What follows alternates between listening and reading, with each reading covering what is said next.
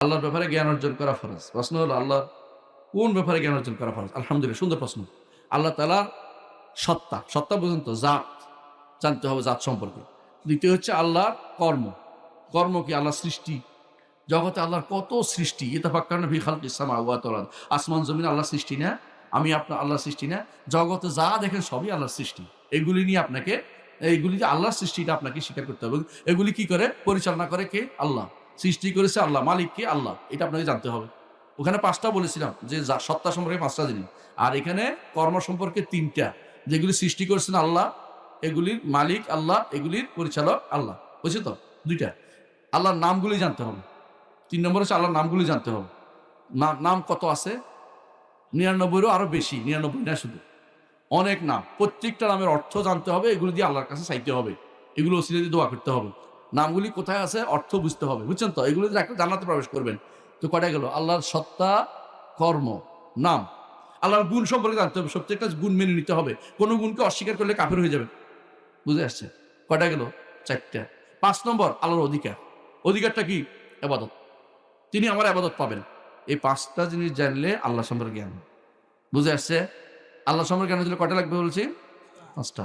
একেকটাতে, হ্যাঁ, জাত সম্পর্কে কয়টা বলছি? ৫ টা। জাতের ভিতরে ৫ টা আছে না? একটা কি? আল্লাহ সবচেয়ে উপরে। আল্লাহ সৃষ্টি থেকে আলাদা। আল্লাহ বড়। আল্লাহ কারো মতো না, এবং কেউ, আল্লাহ এক অনন্য সৃষ্টি। কেউ আল্লাহর মতো না। আল্লাহ কোনো জন্ম দেন না এবং জন্ম নেন না। এই ৫ টা জিনিস যদি কেউ মুখস্থ করতে পারে, আল্লাহ সম্পর্কে জানলেন আপনি। সত্তা সম্পর্কে, জাত সম্পর্কে। আল্লাহর কর্ম সম্পর্কে কি জানবেন? ৩ টা বলছি। কি বলেন তো? আল্লাহ স্রষ্টা, আল্লাহ মালিক, আল্লাহ পরিচালক। দুনিয়ার কেউ পরিচালনা করে না। গাউস কুতুব এগুলি না, এগুলি মিথ্যা কথা। এগুলো বানাইছে মানুষে। বুঝলেন তো কথাটা? কয়টা গেল? ২ নম্বর গেছে। আল্লাহর কর্ম সম্পর্কে বলছি, তাই না?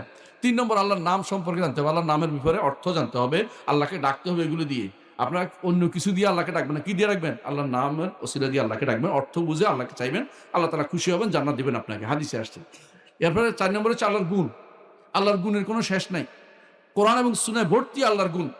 আল্লাহর গুণের মধ্যে একটা হচ্ছে তার হাত আছে, তার চেহারা আছে। চেহারা আমরা দেখব জান্নাতে গেলে। এগুলো বিশ্বাস করব আমরা। আল্লাহর চেহারা আছে। আল্লাহ তাআলা তিনি আরশের উপরে উঠেছেন। তিনি প্রতি রাত্রিতে, শেষ রাত্রিতে নিকট আসমানে নেমে আসেন। এগুলো কিন্তু জানতে হবে আমাদেরকে। এগুলো কোনোভাবেই না জেনে চলবে না। কারণ আল্লাহকে ডাকবেন আপনি, আল্লাহকে সময় মতো ডাকতে হবে। যখন আল্লাহ বলেন তখন ডাকতে হবে। কয় নম্বর গেল? ৪ টা। ৫ নম্বরে আল্লাহর অধিকার। অধিকার কি? তিনি অন্তর ইবাদত তিনি পাবেন। মুখের ইবাদত তিনি পাবেন। অঙ্গ প্রত্যঙ্গের ইবাদত তিনি পাবেন।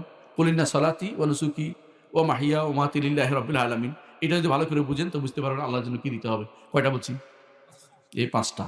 আল্লাহ সম্পর্কে ঈমানের জন্য ৫ টা জিনিস লাগবে। কথা কি বুঝে আসছে? একটা যদি বদলে যায় আপনি ঈমানদার নন। একটা বদলে গেলে আপনি ঈমানদার না।